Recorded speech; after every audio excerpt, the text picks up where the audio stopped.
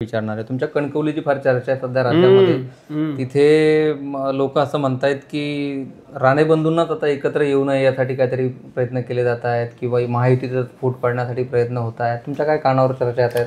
असं आहे की काही नेत्यांमुळे आमच्या कोकणाचं नाव बदनाम झाले. कोकण हा एक संस्कारित प्रांत आहे. थोरा मोठ्यांचा आदर करणारा प्रांत आहे.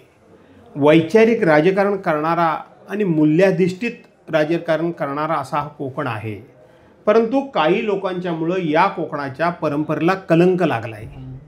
या कोकणाच्या परंपरेला एक प्रकारचा डाग लागला आहे आणि मला असं वाटतं की हा डाग धुवून काढण्याचं काम नियतीनं सुरू केलेलं आहे असं मला वाटतं. एवढीच माझी प्रतिक्रिया. पण तुम्ही यावर स्पष्ट बोलला नाहीत कोणामुळे काय? नाही, मी सांगितलं ना, काही लोक तर आता जगाला माहिती आहे कशाला नाव घेऊन त्यांचा मोठेपणा करायचा. काही लोकांची नावं घ्यायची नसतात, असं असतं ते.